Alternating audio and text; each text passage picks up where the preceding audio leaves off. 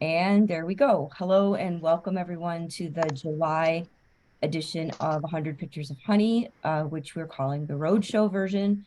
I am not at home. I am at the Graduate Hotel in Iowa City, which has very funky and strange decor, as you can see behind me. We have one of our readers is coming to us from Germany. Another one is on vacation, and one of them is actually at home. So thank you for being here, and I thank the readers for taking time out of their personal travels to share their work with you tonight. This was initially, we were going to have 3 Bell Point Press authors, but we have 2, which is great. And then a wonderful Lily Poetry author as well tonight. So I am going to just jump right in and introduce our first reader, and hope that you will feel free to use the chat to comment on what you're hearing, use the little reaction emojis. But if everyone except the reader could mute, that would be wonderful if we could all do that at this time. That way we'll make sure that we don't miss anything that's being read. And I'm going to introduce Elisheva Fox, whose first poetry collection, Spellbook for the Sabbath Queen, is now out with Bell Point Press. And I ordered the book, but it's at home, so I don't have it to hold up. So hopefully you'll hold it up. And I am really looking forward to you hearing these poems, which I believe really beautifully meld spiritual and geographical landscapes. I'm really excited to hear them read aloud. And Elisheva, it is all yours. Thank you guys first, like to everybody for coming. It still feels like magic a little bit when you get everybody together for a reading, and then Joey will understand, like, there is magic in people gathering in groups to come together for something. We would have a minion. That's kind of what it feels like when it's a group like this. And there is something really connected about it that I love and that never gets old. So thank y'all. I am a deeply Texan person, which I did not realize until I started writing my poetry. I very much was like, I am not of Texas. I'm too intellectual for Texas. We as a state maybe don't have it together. And I started writing, and it turns out I'm fundamentally, profoundly of the Gulf Coast, and a little bit of Central Texas too, because I spent a chunk of time in Austin, and profoundly Jewish, which is interesting because I come from a Reform background. I come from an interfaith family, but the ways in which my faith tradition inform my approach to text, and inform the ways in which I see boundaries and groups and definitions as either important or something that we should probably smash, has just been a fascinating discovery for me.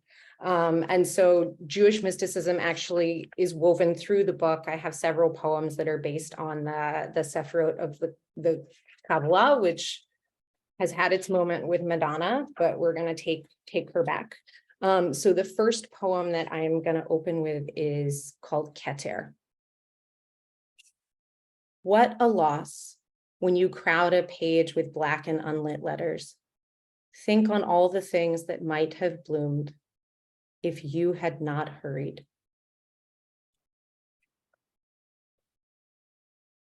When you read the book, it will become very apparent that I am queer. And by very apparent, I mean immediately apparent. But I am of a generation of AFAB people, particularly people who identify as women, who didn't have a vocabulary for that. I grew up in the 90s in Houston. Like, I was like, I didn't look like my PE teacher, so I must be straight. Those were like the only options. And I came to being queer very late. Compulsory heterosexuality is very much a thing everywhere, but especially in the South.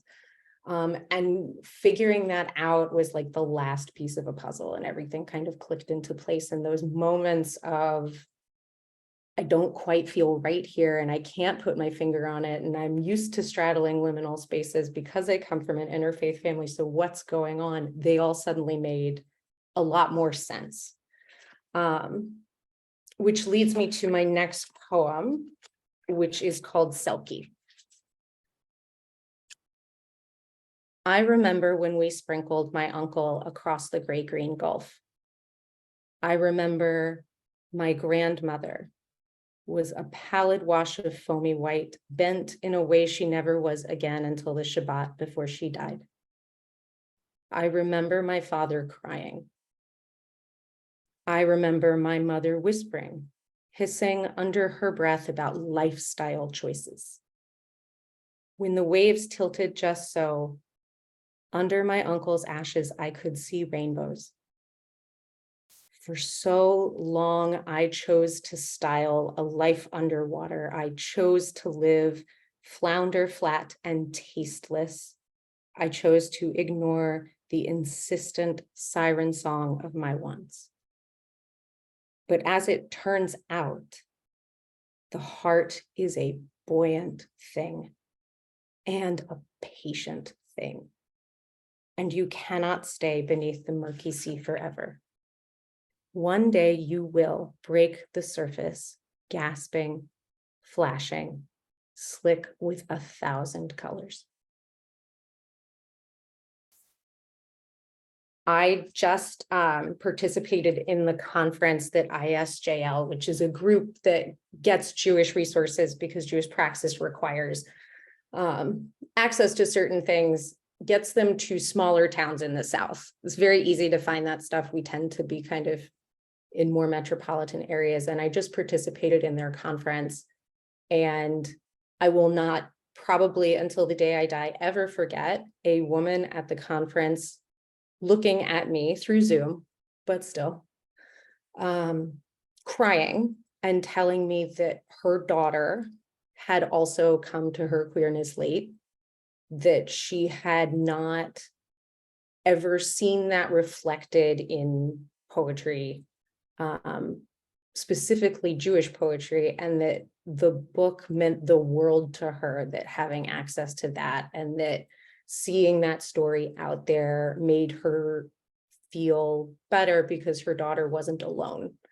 And that's all that I think I could ever want from any of this is for it to reach people like that.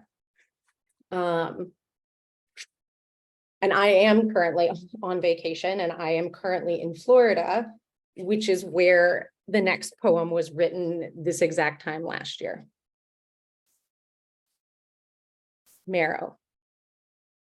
Florida beach water is a disorienting blue. I am a child of the Texas Gulf, gray and slick with iridescent oil. But here the waves curl turquoise and tame at my feet. I scoop bone-white sand into new parapets that crumble almost instantly. My children laugh and laugh as ocean foam wreathes their knees. Hands roped together, saltwater taffy women walk past us. They wave to my husband, to me. What a thing it would be to swell like the tide, to flash as clear as the water here so that these women could see the riot of violets splitting my ribs, the rainbow arch of my aorta. Instead, through their shielding sunglasses, they see a wife, a mother. I wave back to them, and my sandcastle melts into the sea.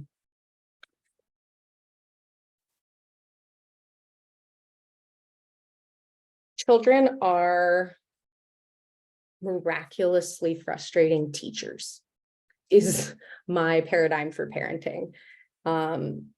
They push me to reflect on the ways I interact with people generally. They push me to reflect on the ways that I interact with myself. And they have taught me so much about what's important to me.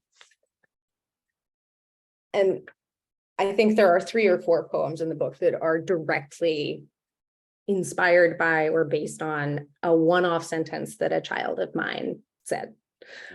So The Hermit, which comes from a series of poems that I wrote based on the major arcana in tarot, because I find tarot to be very like a Jewish liturgical structure. It's the same motif over and over and over again. And then depending on what is happening in your life at any given moment, different things will jump out at you. Because we do the same prayer service. It doesn't change really, except for holidays. And so different parts of prayers will become important, depending on what it is that you need. And reading tarot is very similar. It's the same card every time you pull it, but the meaning changes or you see a different part of the image. So this one is called the Hermit. My son holds up his fist, fingers curled like swan's necks. Did you know a neutron star is maybe this small? His eyes, excited and luminous, open moon wide.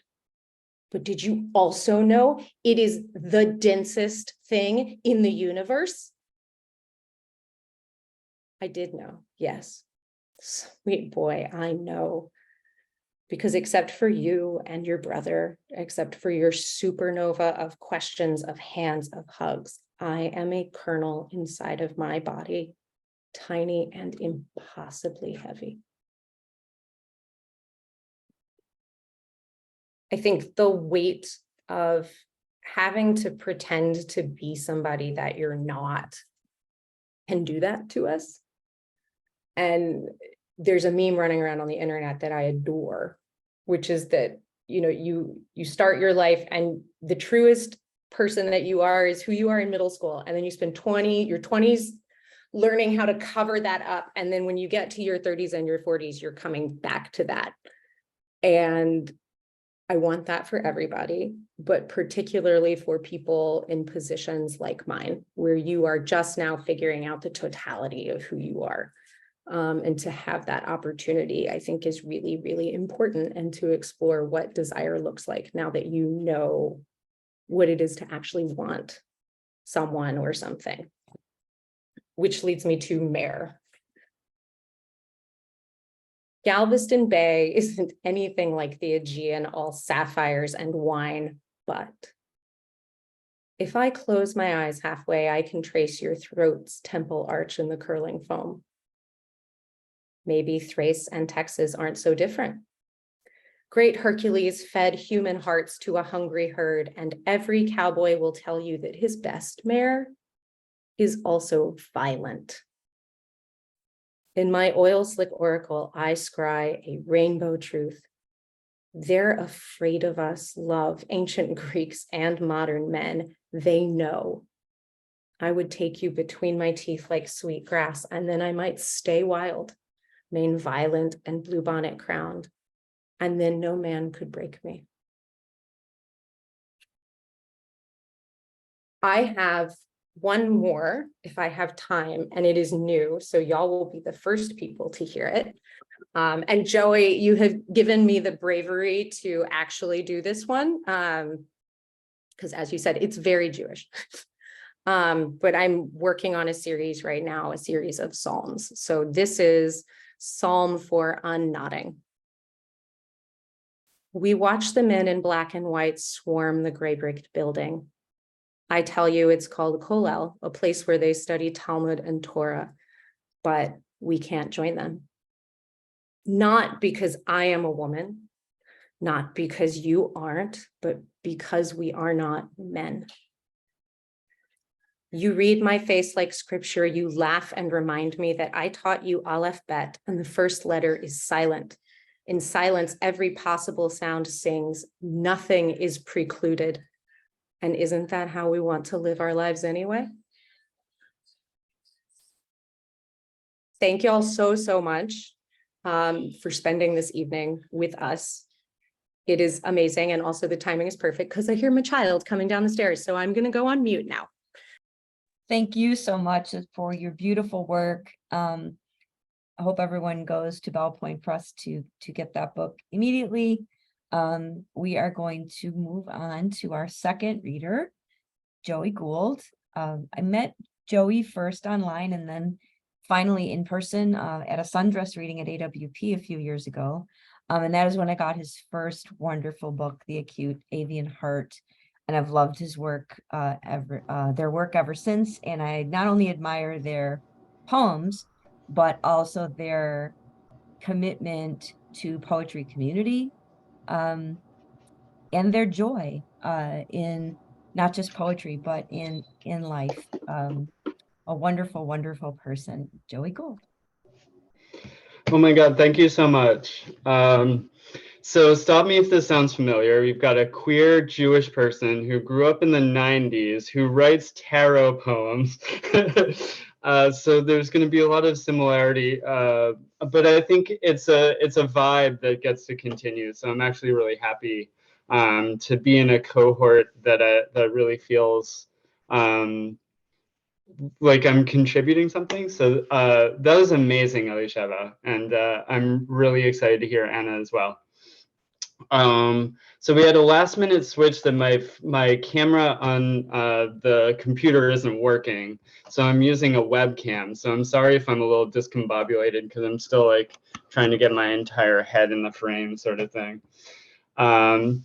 Okay, so this year for National Poetry Writing Month, I did a 30 for 30, and I was writing these math poems. Okay, like, hold up, they're math poems, right? But I'm gonna start with one that's less about math and more about like other things. It's about my high school geometry teacher, and then we'll go into a more mathy one afterwards. Geometer. Teenage me admired the rules and proofs as told by Mr. P, who played pure moods to soundtrack every test with his translucent boombox, which was the style at the time. He taught me to make as much meaning as I could from what I knew. If one failed to label X in whatever, inches squared or millimeters, he'd shout at them, "What is X? Support hose? Oven puffs?" Which lowered the pressure while teaching the lesson. Mr. P, I was a mess of meth and cobwebs who slept through class until you slapped my skull. I haven't mentioned how gay you talked, how much you loved to prove all shapes congruent to their peers, or how the pink triangle on your door made us feel safe. And I say us because I was a freak. I hung with them on Mellon Street. The day the jocks sent Wes and John to hospital, I hid behind the neighbor's barn. The day that followed, I couldn't prove anything but acute bloodstains still on the ground, on my left hand that S had stepped on while I sat behind a car to smoke a cig. I doubted schoolyard enemies were really erstwhile lovers or anxious parallels. But your class proved 100 times what I could know about space was often not enough to keep from messing up. But still, I proofed and listened to your teasing us until it started making sense. S had started driving us all home and packing us bongs to get us there in mirth. He touched the scar he'd made, and you were who I told. You asked if we were side angle side, and I hadn't considered sides like his. Oh, honey, it's like a proof, you said. You fully feel each step before you reach the next. Then you check your work for errors. You learn about his shape.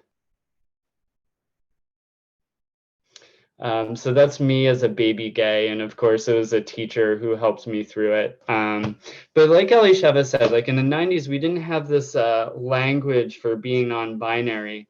But like all my teachers called me Josephine, and you know, it was like we knew that something was different about my gender status. We just didn't know how to call it, and especially growing up in the conservative suburbs, which oftentimes are as bad or worse than rural places for their level of intolerance.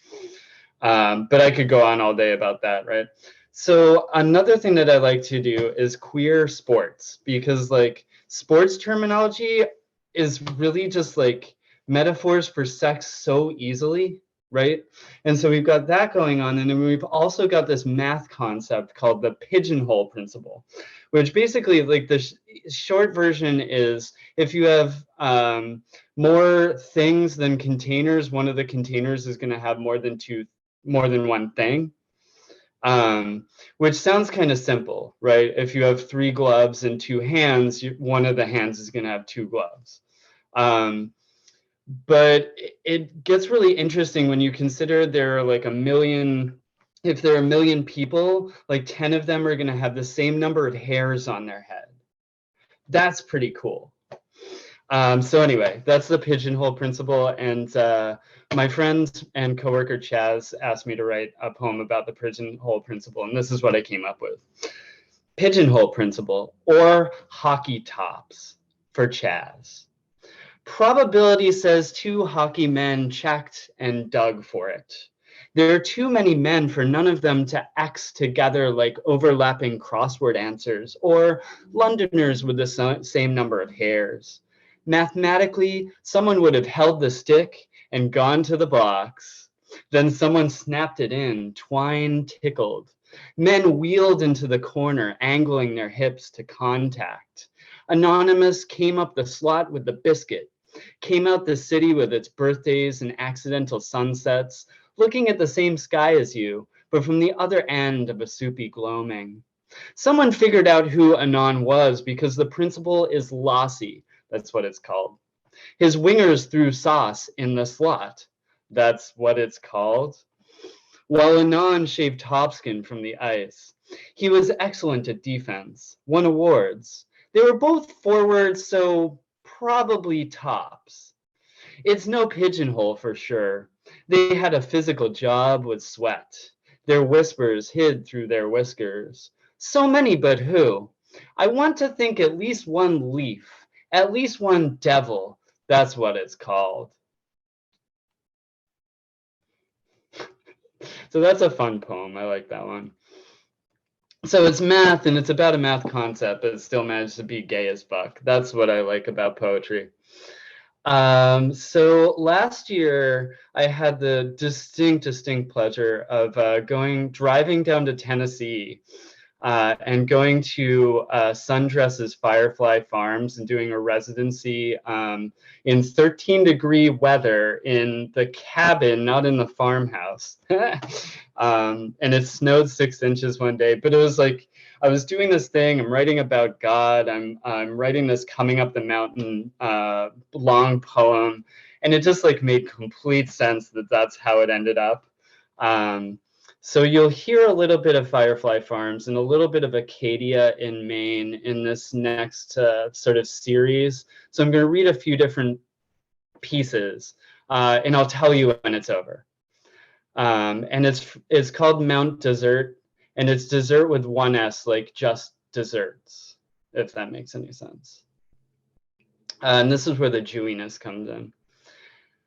Then, and I'm going to interchange the word daddy with the word Abba, which is the Hebrew word for father. Okay.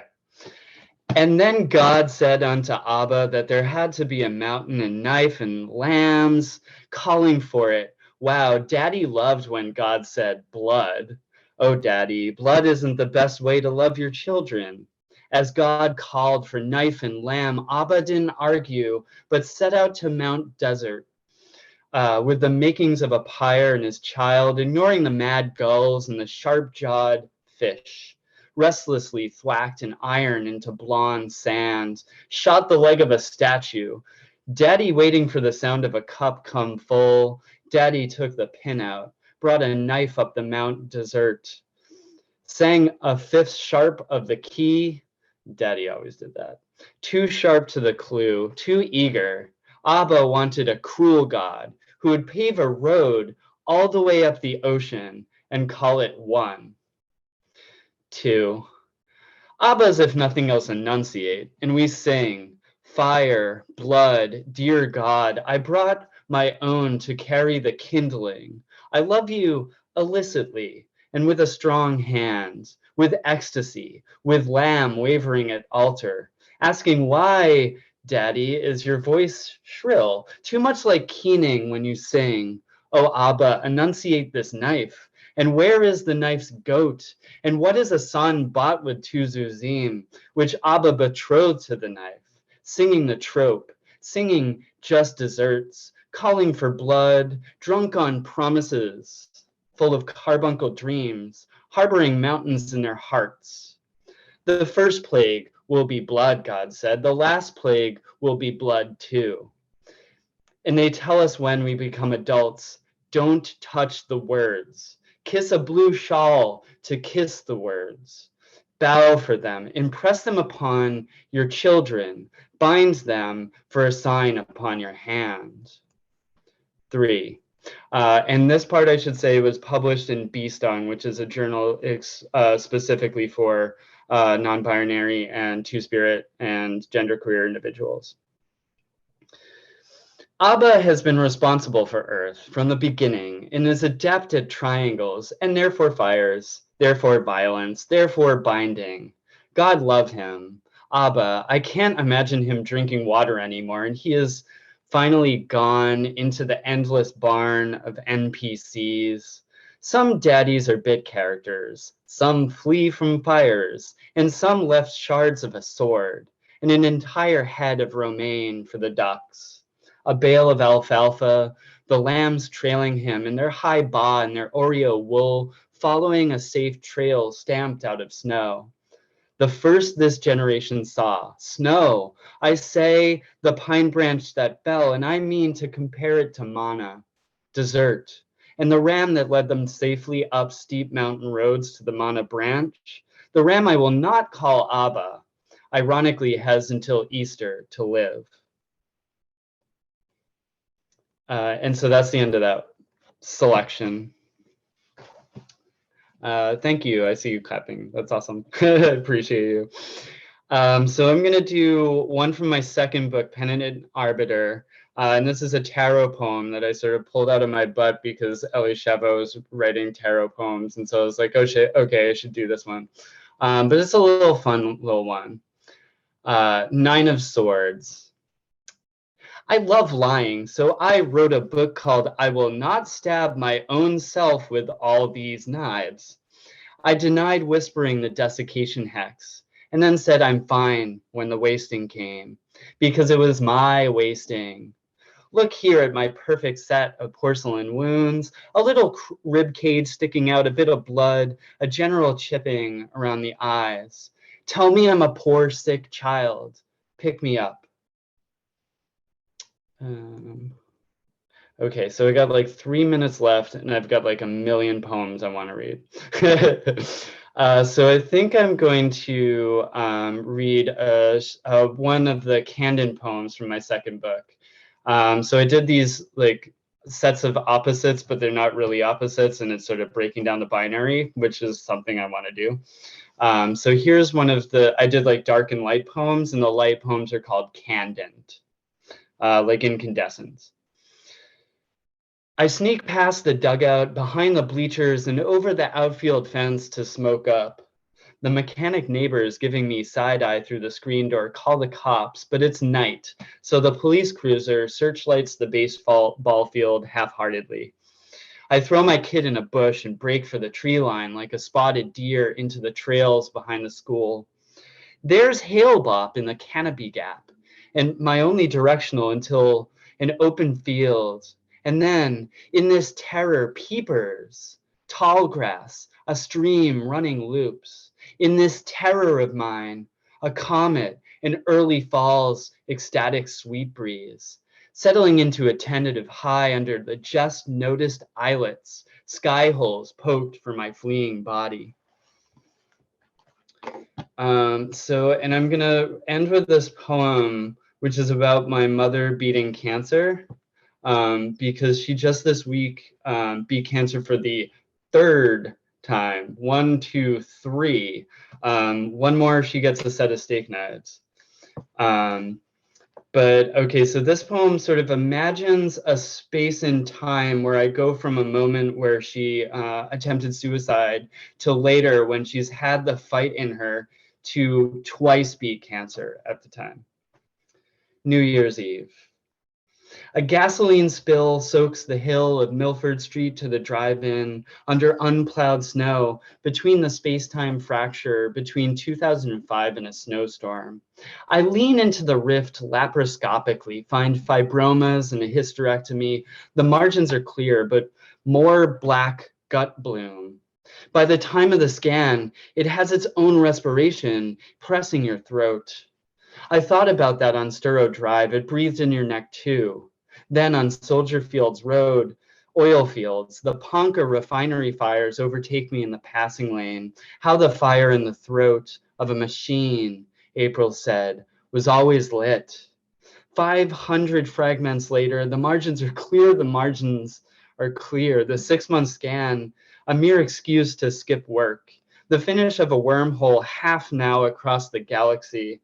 From that sadness, from that gas gash at the drive-in, closing the road between home and the hospital where you lolled. Telling Kat last night I counted all the pills and the empty bottles as if medicine existed for this. Blood soaking through bandages, petroleum poured underneath, that snow coat over malignancies and trees. In 2 weeks, surprising yourself, you find you would like to survive. Thank you so much. Thank you, Joey. I love reading your poems, and I love hearing you read them even more. Thank you so much. Beautiful reading. And, you know, what a wonderful kind of synergy between those first two readings. And now we have our third reader, Anna Laura Reeve, whose book I also ordered and have at home. I'm very excited to dig into her whole book, and its kind of exploration of not just motherhood, but personhood, including that role of mother, but also finding the self in the landscape, again, the geographical landscape that we are surrounded by. So thank you so much for our first two readers. And now we have live from Germany at 2 something in the morning, Anna Laura Reeve. I'm so happy to be here. Thank you so much for hosting, and that is some real synergy. I feel very cool to be in the presence of Elisheva and Joey right now. Wow. Um, so I'm going to be reading from my book, which is Reaching the Shore of the Sea of Fertility. It came out this year from Bell Point.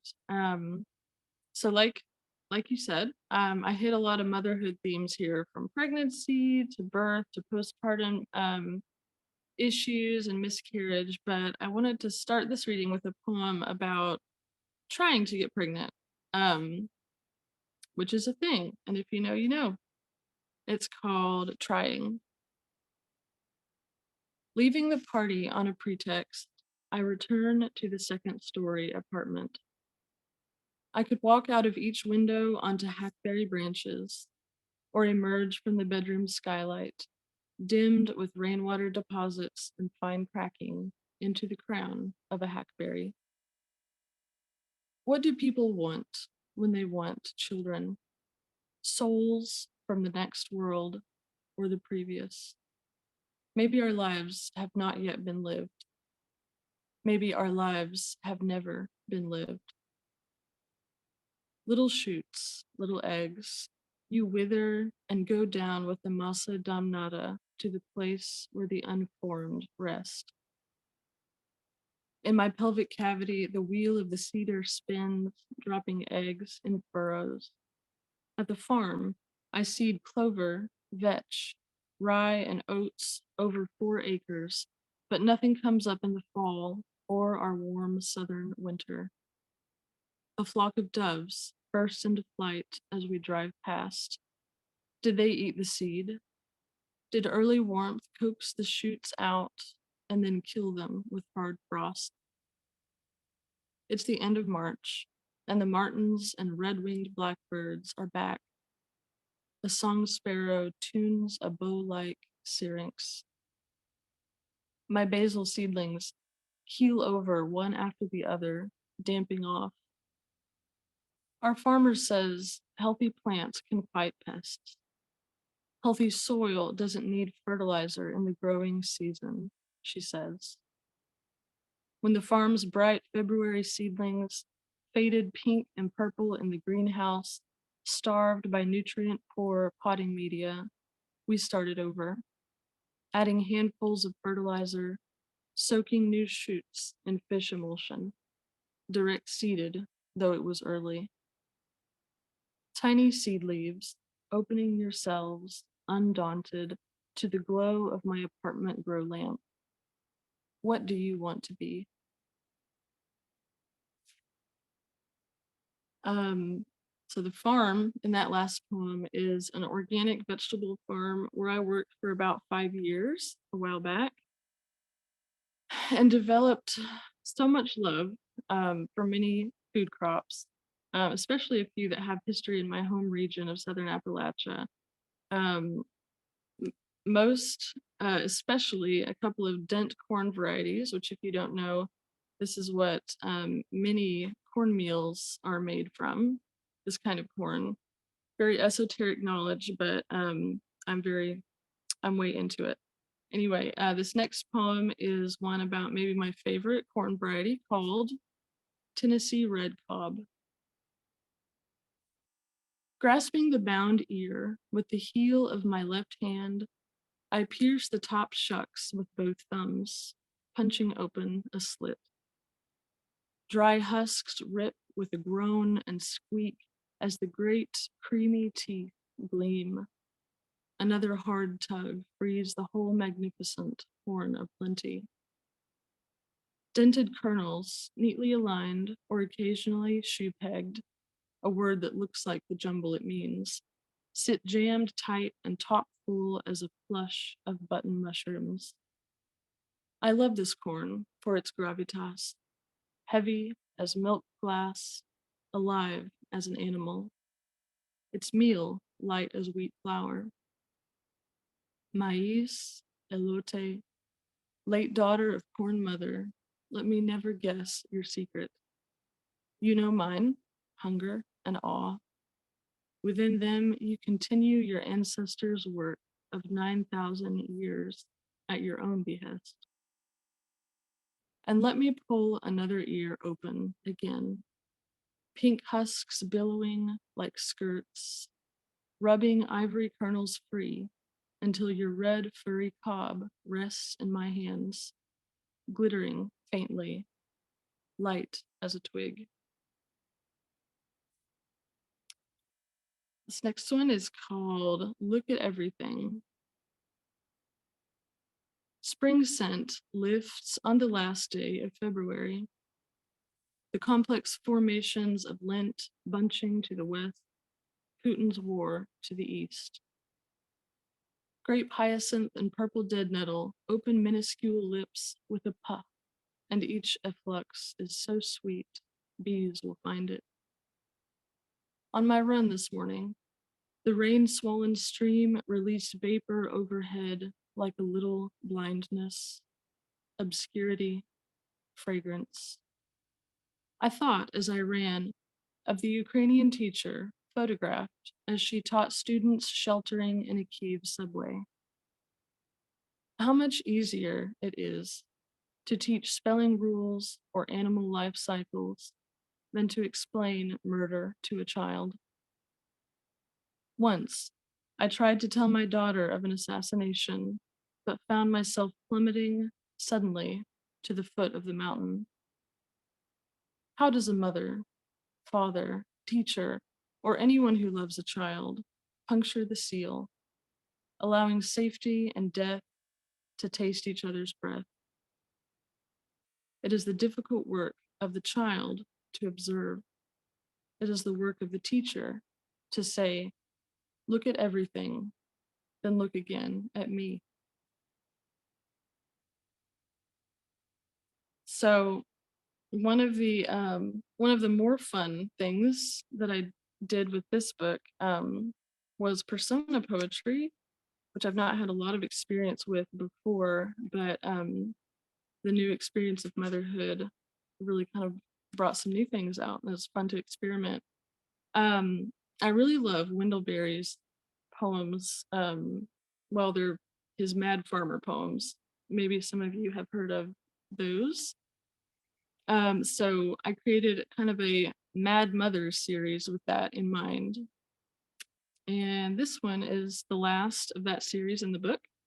It's called The Mad Mother Envies a Window. Solitude is necessary for the artist. For the child, it is necessary to return to the womb. The artist who is a mother splits herself in two. The womb makes space. It raises the child over and over again, like the man who trained his chihuahua to trot the midline of his body as he turned somersault after somersault.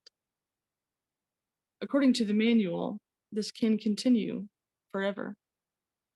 Meanwhile, beauty lifts in the distance like cumulonimbus, heavy, never raining. The window frames it. The window is the artist. The soul tries to do it with one leg, one eye, in 10-minute increments every 6 business days, because the child is climbing, talking, and trying to return to the womb. Defy it. She cannot fit in the womb. She was too large the instant she emerged, and that is why she emerged. A task as momentous as comforting the child who can no longer float in bespoke baths is taking the needle of your craft and stitching yourself together. And the last one I want to read is called Flower Moon. One way to light myself after darkness is to fill my house with flowers, branches of redbud and forsythia, violets and sugar maple inflorescence stuffed under locked door. But I hesitate to look at the green tongue of the violet. Maybe it will lick my lips, open my mouth with a dizzying, frictive pull, tease me, make the sky teem again with living joys. From the highway where I've stopped the car, I see a developed ridgetop. It stands exposed and witless in the shadow of the Smoky Mountains, its few trees, a white flag. The road itself occupies a developed ridge, and from the mountains, it too must appear sightless, shorn. Nevertheless, here is my tired and beautiful skin, my body full of knowledge, on a ridge overlooking the spine of an ancient range. Yonder are my mountains, unshorn, wise, free. I am weightless, pale and freckled above the pines as buds burst and leaflets sharpen and cleave. Maple buds red as nipples, poplars raising the green mist of spring on the hillsides. I who became a mother and left this world hold its invitation in my body. Let me remember myself when I come into my daughter's kingdom. The chickadees, high up in the pines, how the gold stars slowly rolled down, burning my bare skin. How I listened to the earth's silent music, and then stepped into the car, shifted into third, and descended. Few bother with the silence of the gods, the silence that is the gestation between two cataclysms. While the sun sets among the mountains, evening cool raises goose flesh and bare nipples beneath my linen shirt and makes me want to climb these pines like a ladder. Too old now to chase sunset, I welcome the night wind. Yes, I say to the sun who is going. Thank you. Oh my goodness, thank you.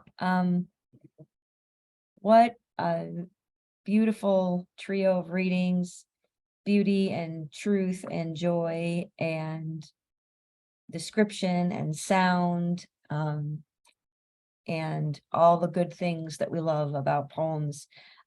Please, please, please check out the books by our readers. They're all wonderful. You know you need books for August if you're doing the Seeley Challenge.